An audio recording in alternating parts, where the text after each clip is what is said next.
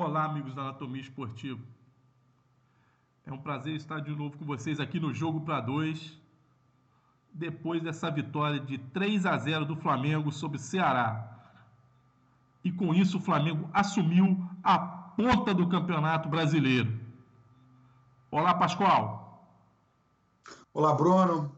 Olá a todos vocês. Obrigado por assistirem mais esse vídeo do Anatomia Esportiva, o quadro do Bruno, Jogo para Dois. Bruno, a rodada não poderia ter sido melhor para nós. Ótimo. E é interessante porque temos uma partida muito importante na próxima quarta-feira e é legal você chegar na ponta da tabela. Tira um pouco da pressão. Foi muito boa essa vitória do Flamengo. Muito boa. Apesar do Flamengo não ter jogado bem. E dá moral pro time, né, Pascoal? E aqui no Jogo para Dois a gente sempre tem uma novidade. E a de hoje é a participação de você que acompanha a gente no Twitter numa pesquisa que a gente fez. E a pesquisa é essa aí que a gente fez. Qual o time que o Jorge Jesus deveria escalar? E os resultados foram: 11% preferiam o time reserva, totalmente reserva, 79% o time misto e 9% o time titular. Pascoal, lógico que a gente vai falar aqui depois do jogo, mas o que você achou aí da opinião do pessoal? Eu achei muito interessante, né? Porque acabou o Jorge Jesus, obviamente que não ouvindo as pessoas, né? Mas ele acabou escalando um time muito interessante, um time que não era totalmente reserva, mas também não era totalmente titular, ou seja, era um misto. Se a gente observar agora na escalação oficial, que o Bruno vai mostrar agora para gente, vocês observem que o Jorge Jesus basicamente entrou com um time até muito interessante. Eu gostei desse time que ele entrou. A não ser, por exemplo, eu ainda tenho algumas restrições em relação ao Berrio. Eu acho que o Berrio não é um jogador para o clube de regatas do Flamengo. Ele é capaz de fazer jogadas geniais e perder gol como ele perdeu no dia de hoje, no momento em que o Ceará estava pressionando o nosso time. Mas é interessante, Bruno, como eu não vi, pelo menos, eu não sei se você viu alguma reclamação em relação à escalação. Ele descansou o Rafinha, descansou o Felipe Luiz, ele descansou o Bruno Henrique, descansou o Everton Ribeiro, ou seja, as peças que nós precisamos, elas foram bem descansadas para esse jogo. Eu estou absolutamente tranquilo para o jogo de quarta-feira. Não houve um desgaste assim muito grande, sabe? Eu não observei isso. Eu não sei se você observou se essa partida, por exemplo, principalmente nos primeiros 45 minutos, se houve algum desgaste para o time do Flamengo. Não, eu concordo com você. Acho que o Flamengo foi inteligente. Ele não fez uma partida sem se cansar muito. Descansou as peças que mais se cansam, né? Porque os laterais são jogadores que se cansam muito durante a partida, né? Achei até interessante a partida do João Lucas, né? Acho que a gente Sim. ganha uma boa opção ali na lateral direita, né? Para quem, como eu e você, não somos muito fã do Rodinei, né? A Nem um gente pouco. já ganha uma boa opção aí quando o Rafinha não puder jogar. A única coisa que eu achei que ia ser diferente dessa escalação seria o próprio Mahy, que ele seria poupado. Mas se você pensar bem, ele foi inteligente do Jorge Jesus não poupar o zagueiro espanhol, no sentido de que essa foi a terceira partida que ele fez com o Rodrigo Caio. Uhum. Então é importante para ter um melhor entrosamento para as próximas partidas. Ainda mais que agora, quarta-feira, será um jogo decisivo e lá no Beira-Rio, né? Nós vamos ver um pouco mais à frente, Bruno, aquela zona em que o Flamengo atua dentro do jogo, e eu tenho principalmente uma explicação em relação ao jogo passado contra o Internacional. E isso vai te deixar um pouco mais tranquilo. Essa formação que o Flamengo entrou, eu só fiquei assim estava um pouco contrariado com as funções do Gerson. Eu achei o Gerson um pouco diferente das outras partidas e talvez se poupando, muitas das vezes embolando como o Arrascaeta. Se você puder mostrar o mapa do jogo, Bruno, para as pessoas, a gente já vai ter pelo menos assim uma. Aí você está vendo o mapa do jogo. Você observa, Bruno, que o jogo do Flamengo ele foi muito pelo lado esquerdo, bem acentuado pelo lado esquerdo, com uma atuação muito sóbria do Pires da Mota.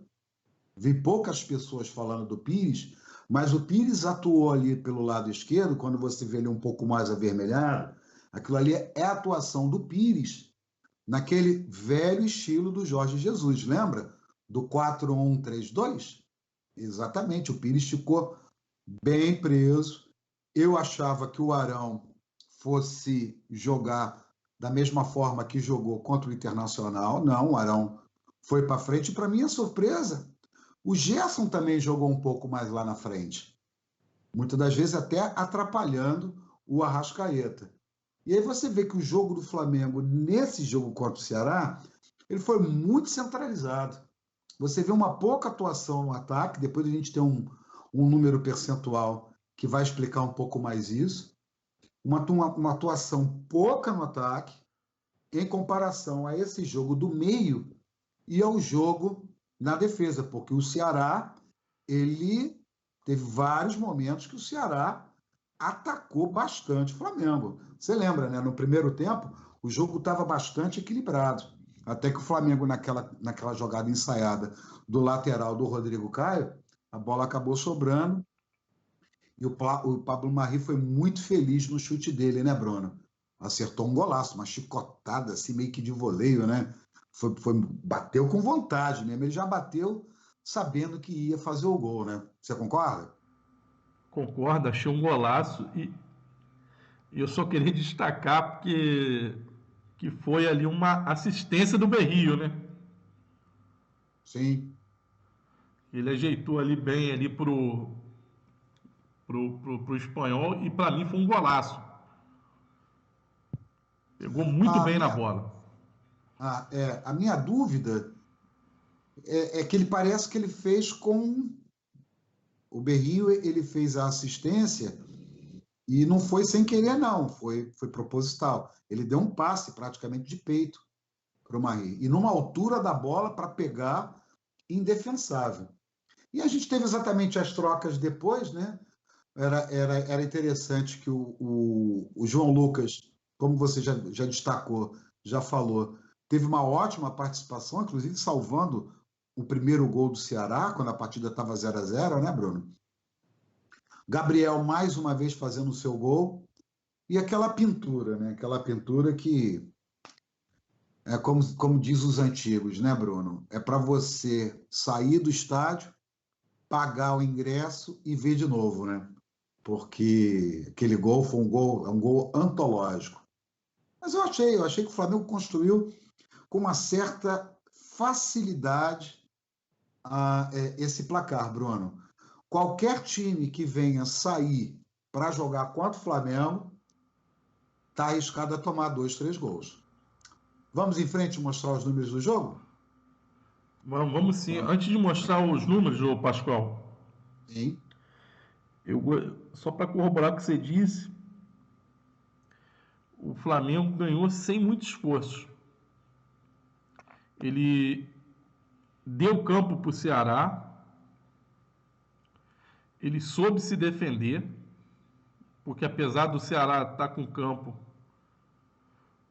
o Flamengo não sofreu grandes perigos, ele só veio sofrer aquela chance que você falou que o João Lucas tirou quase dentro do gol, mas foi depois que o Flamengo já tinha aberto o placar.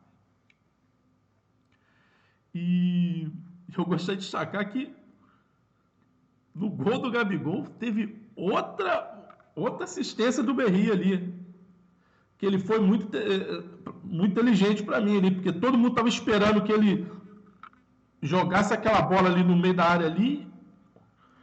Ele tocou ali pro Gabigol, consciente que fez mais um gol e tem se tornado o grande artilheiro do Flamengo. 25 gols no ano, né? Se eu não me 25. engano. Bem, Ele vamos. faz, cara, Vamos ele faz gol todo dia, toda hora, que a gente até vai perdendo as contas do que está acontecendo. Mas é um número interessante para a gente levantar depois. Podemos, então, mostrar os números do jogo? podemos. Vamos lá, vamos ver, então, agora Tá aí os os números números da... aí. Muito bem. Nós temos aí uma evolução do time do Flamengo, e a gente mostra desde o jogo contra o Botafogo, em termos de posse de bola, de passe, passe certo, passe errado, finalizações, cruzamentos e gols sofridos. O Flamengo, quando eu disse no início da minha conversa que o Flamengo não fez uma boa partida, é porque o Ceará teve bastante volume de jogo. O Ceará, muitas das vezes, cruzou muita bola na nossa área. E se o time do Ceará não fosse um time tão modesto, mas é o si, né? Não sei se o placar ficaria tão dessa forma. A gente está no campo da suposição. Mas vocês observem que do jogo do Internacional, válido pela Copa Libertadores, para o jogo do Ceará, o Flamengo teve menos posse de bola, o Flamengo trocou menos passes. Olha o que é um adversário. Ó. E o Flamengo teve mais passe errado. Os números do Flamengo nesse jogo só desceram. E o Flamengo teve 5 finalizações certas contra 5 finalizações erradas. Enquanto que contra o Internacional, nós tivemos mais finalizações, nós tivemos uma posse de bola maior, 10%. Será que chegaria a esse número? Não, né? Porque 10% em cima de 534 dariam mais 53 passes. E não essa quantidade de passe a menos, de passe certo, principalmente, que o Flamengo teve. Eu vi uma estatística agora há pouco que os jogadores do Flamengo tocaram pouco na bola. Poucas vezes, e isso me preocupa, poucas vezes o Flamengo saiu jogando. Eu vi o Diego Alves quebrando muita bola. O Flamengo hoje não fez aquele jogo que a gente está acostumado a fazer, de sair tocando. O Flamengo saía tocando, Bruno, quando ele recuperava a bola ou quando o Ceará errava um passe. Aí o Flamengo saía tocando em velocidade. Fora isso, aquela nossa saída, aquela coisa de transição, de defesa, transição defensiva, não teve isso. Pouquíssimas vezes o Diego Alves entregou a bola ali para sair. Não sei se é por receio, pela falta de condições técnicas do Pires, ou de repente do Arão de voltar para começar a fazer aquela jogada. Se você observar, quando você vê 51% de posse de bola, não quer dizer absolutamente nada, mas 322 passes é pouco. Observa que o Flamengo teve pouquíssima posse de bola lá contra o jogo com o Botafogo veio para cima do Flamengo, e o Flamengo trocou, o Flamengo teve 221 passes certos, e passes errados está dentro da média. Já contra o Grêmio, foi muito grande, o Grêmio deixou o Flamengo jogar. Já contra o Bahia entregou a bola para o Flamengo. Já contra o Grêmio, melhor dizendo, o Grêmio deixou o Flamengo jogar, jogou tentando ir para cima também. O Vasco a mesma coisa, né? Tentou ir e o Flamengo consegue trocar mais passe. Quando o jogo do Flamengo, as transições funcionam, a tendência é que o Flamengo troque mais passe. É isso que está me preocupando. O que me E preocupa... Pascoal, Pois não. Sobre essa questão de passe, enquanto você estava falando aí, eu fui fazendo as contas aqui, tá? Uhum. Contra o Internacional, o percentual de passe certo foi de 94,3. No jogo de hoje, foi 89,9. Você vê que foi uma queda grande, né? A gente estava até comentando que o Flamengo, quando ele faz as partidas do Flamengo, que ele vai bem, geralmente ele tem um índice de acerto de passes acima de 92%. Eu vou além disso, Bruno. Por que que os números contra os outros adversários são grandes? Não é, eu não me preocupo com esse percentual. Esse percentual, ele quer dizer alguma coisa, eu acho interessante, mas não adianta nada você ter 100% de 220 passes, de 300 passes. Significa o que isso? Que seu time não está jogando. Quanto mais passe você tem, passe certo, significa que seu time está jogando, as peças estão se movimentando.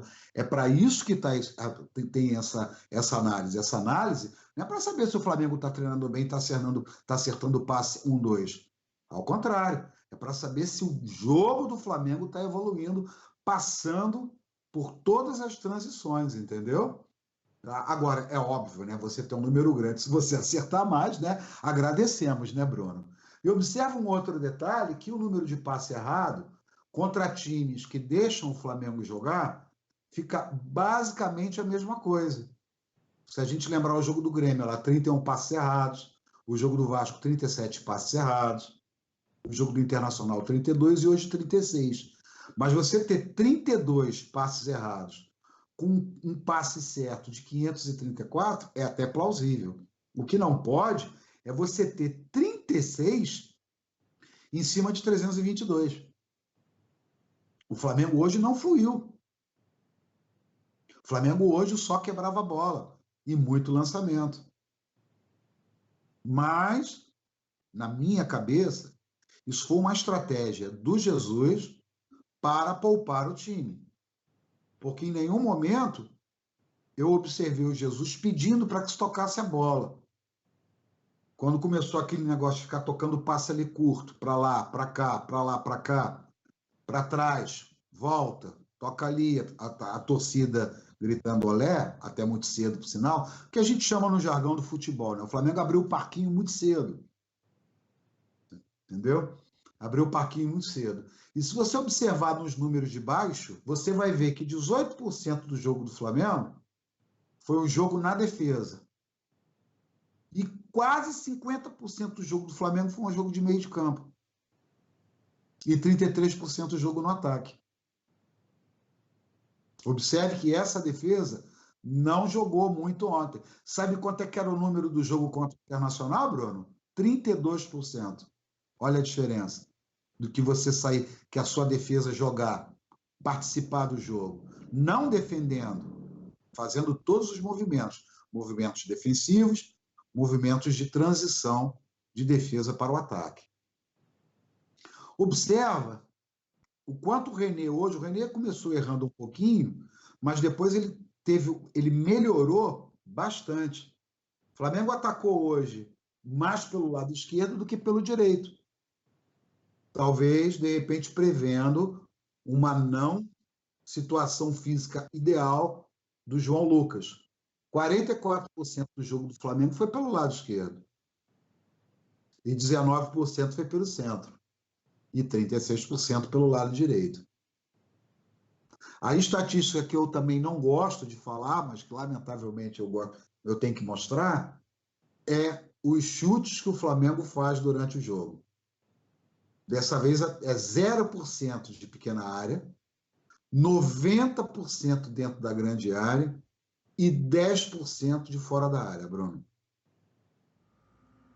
Diminuiu, pô. Você já tava ruim, né? Que era em torno de 18, né? Salvo Isso, torno engano, de 18, 19. 18. 10% é muito pouco.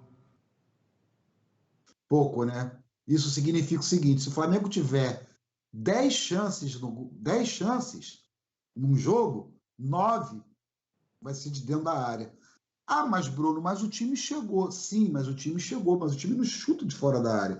Você tem, às vezes, uma defesa do adversário, ali tá entre chutes certos e chutes errados, tá? Você tem um adversário muito bem postado dentro da área. Então você chuta, a bola rebate, o zagueiro bloqueia, vai para córner. Ô Pascoal, queria te dar um trabalho de casa. Opa, Porque eu acho que um dos caras que chutam muito bem de fora da área desse time, não, são dois para mim, nesse elenco. Para mim, quem chuta bem fora da área é o Diego Ribas e o Vitinho. e o Gerson. Mas eu gostaria que você leva. Mas o Gerson, se eu salvo engano, eu acho que ele deve ter tido nesses jogos todos, deve ter tido uns 4 chutes, apesar de ele estar muito bem fora da área. Pô, então, mas é o que a gente está falando, né? Não, mas eu Aí gostaria que você você quer. levantasse os números quando estava o Diego no campo, com o Diego jogando esse ano, para ver se esse número é maior. Diego e Vitinho. Ah, Porque eu retroceder. acho que com Perfeito. eles esses números eram maiores. Ok. Fazer um comparativo, né? Sim, Perfeito. porque eu acho muito importante a gente analisar, porque a gente está sentindo falta de chutes fora da área. Se a gente vê que com o Vitinho e com o Diego esses números aumentam, a gente vai mostrar a importância de a gente ter deles no elenco, não sendo titulares, mas para Uhum. poder ser usados em jogos que vão ser mais fechados e com o adversário mais fechado, você vai precisar chutar mais fora da área, porque eu acho que isso é importante. Sem dúvida. Sem dúvida. E logo no início, no campeonato estadual, eu trazia sempre esses números. O Flamengo era o segundo time que mais finalizava dentro do gol. Ou melhor, perdão, era o time que mais finalizava dentro da área. E é uma constante até hoje. No jogo de hoje chega a ser um absurdo. 10% de fora da área, 90% dentro da grande área, e nenhum chute nós tivemos dentro da pequena área. As finalizações que o Flamengo teve, conforme a gente viu lá no ponto que foi feito o gol, sempre dentro da área. E nós temos mais uma novidade, né, Bruno? Você quer mais Antes de falar da outra novidade, você quer me perguntar mais alguma coisa em relação a esses números? Não, só queria Tem uma, fazer um contraponto. Papel de tem uma coisa advogado do muito diabo, interessante. tá? Ah? Eu quero fazer um contraponto. Papel de advogado do diabo. Antes do seu contraponto, tem uma coisa interessante. Segundo jogo que o Flamengo não toma gol. Sim. Pode fazer seu contraponto. Quando terminou o jogo, eu lembrei desse detalhe. Você estava jogando o Si, né? Que se o Flamengo tivesse enfrentado um Si, então perdão, se o Flamengo tivesse enfrentado um adversário mais qualificado, você até usou o Si, né? Uhum. Mas a gente também pode usar o Si pro Flamengo, né? Eu posso te falar em pelo menos umas 2, 3, 4 chances que o Flamengo perdeu e esse placar podia ter sido mais elástico. Sem dúvida. Vamos Sem à nossa dúvida. novidade. Vamos lá. É o craque da galera. Fizemos uma enquete após o jogo e o escolhido foi o espanhol Pablo Marri. Pascoal, Ele não só, ele não só foi o escolhido, como o percentual dele é bem alto, né?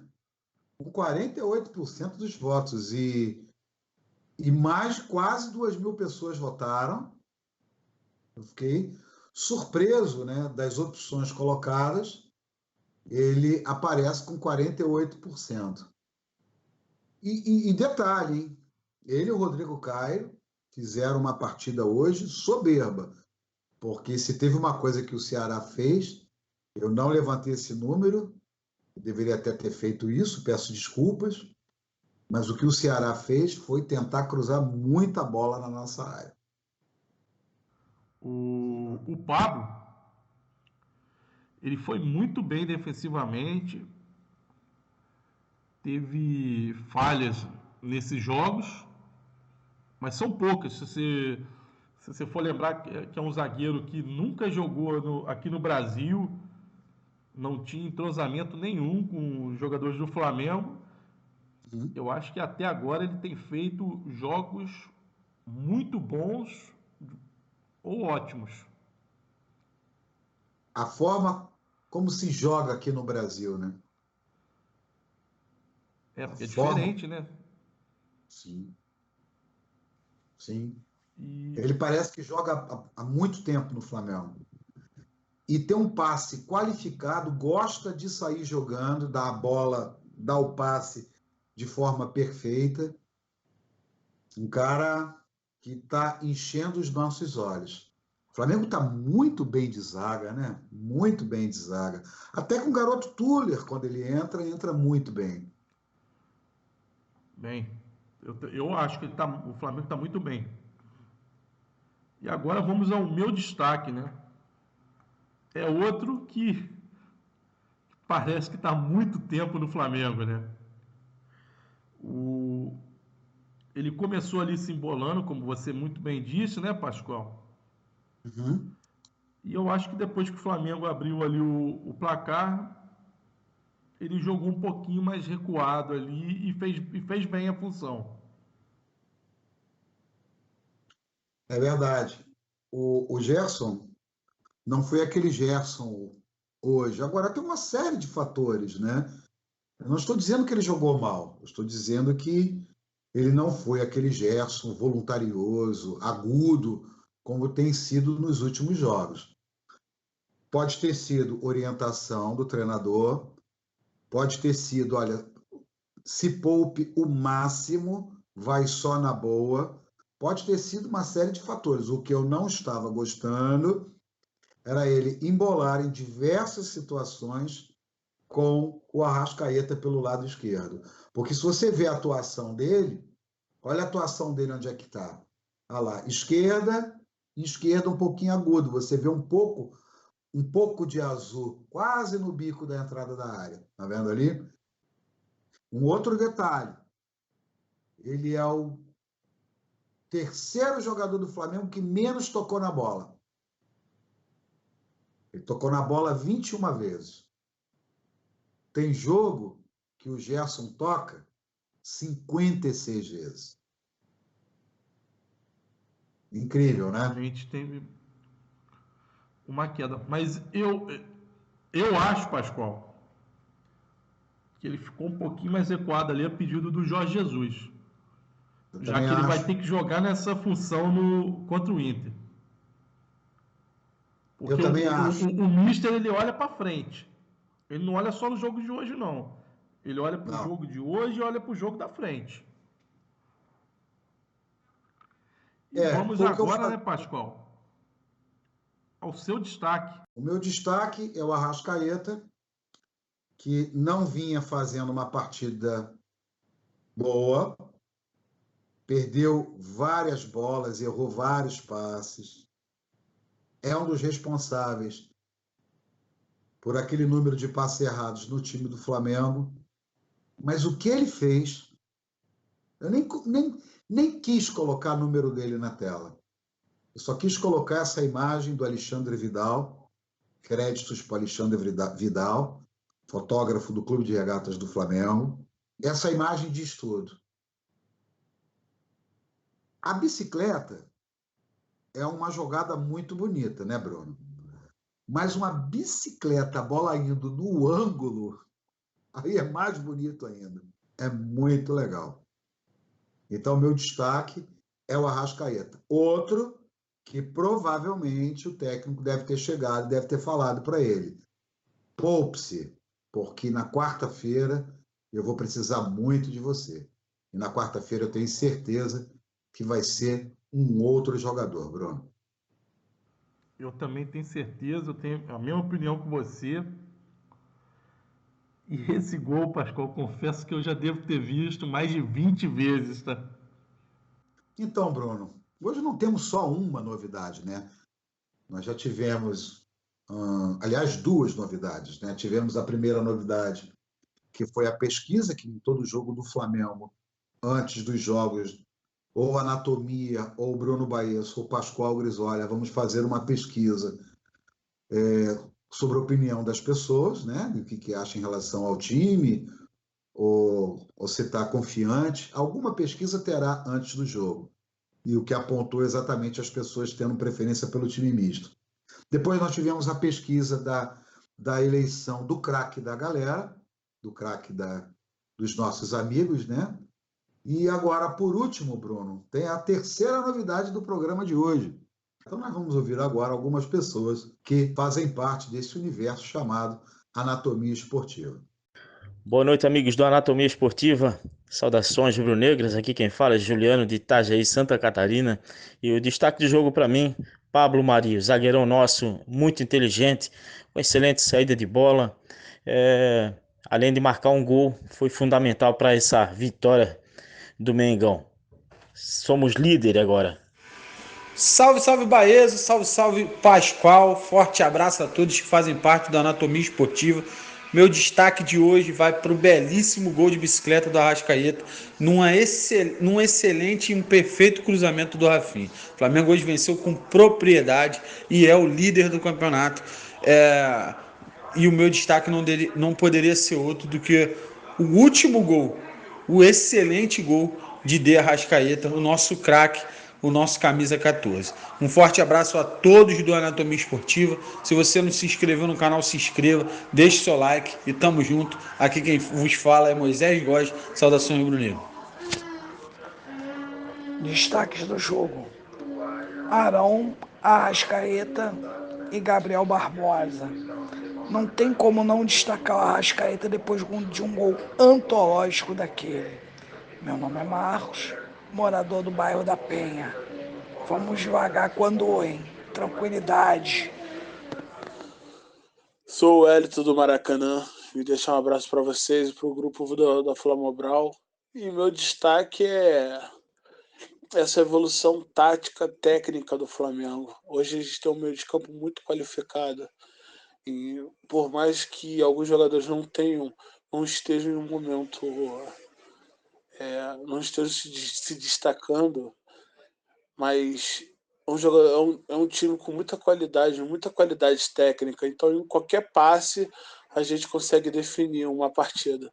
Destaque hoje para o Arrascaeta, um jogador que não estava jogando tão bem, devido à sua gastroenterite, mas agora não jogou tão bem contra o Ceará, mas fez esse golaço antológico.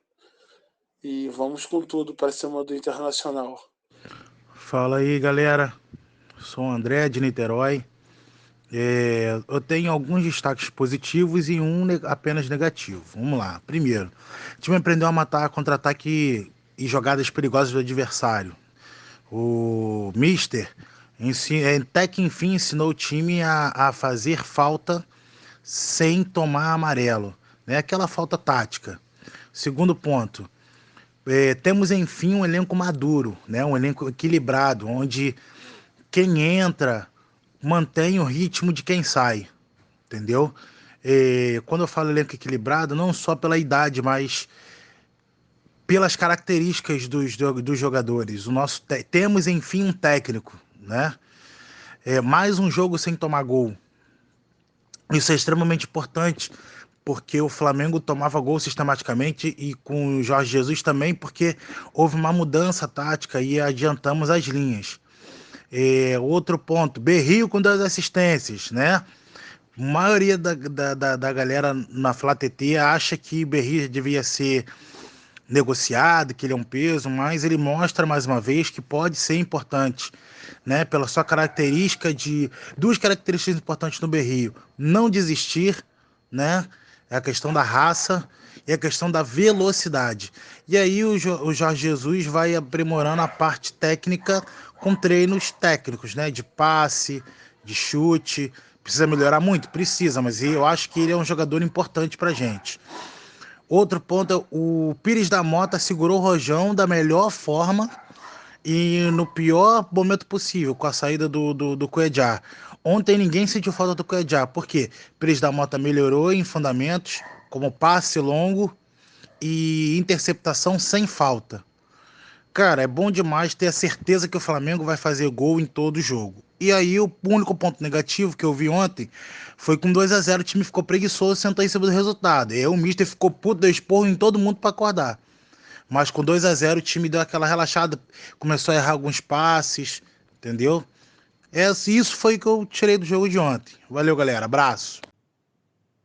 Foi muito legal essa novidade que o Anatomia trouxe, né? O pessoal que acompanha a gente participando aqui do Jogo para Dois. É bacana mesmo. As pessoas Pô, achei muito falando. legal mesmo.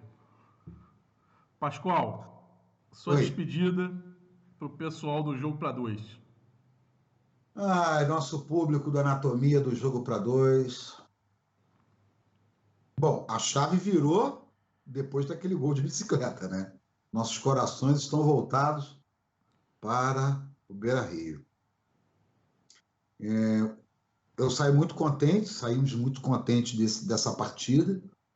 Eu saio contra o Flamengo, né? Saio muito contente, eu acho que o time não se desgastou. Jogou a conta do chá para fazer um placar muito bacana. E agora nós vamos ter, talvez, Bruno, talvez não, né, Bruno? Com total certeza, né? A cada partida agora da Libertadores é a partida mais importante do nosso ano. Então, o Flamengo está indo uma hora dessa, o Flamengo já tá indo para o Rio Grande do Sul, que todos cheguem em paz, e vai ter lá seu período de descanso. Não vai ser fácil. Eu conversei bastante nesses dias com o Juno, e vou deixar aqui gravado para o Juno, a mensagem do Juno. Ele falou, anota aí, Pascoal. Pois não, Colorado. Internacional 2-1, Flamengo classificado. Essa é a opinião do Juno. Mas, na quarta-feira, a gente vai pensar sobre o Internacional.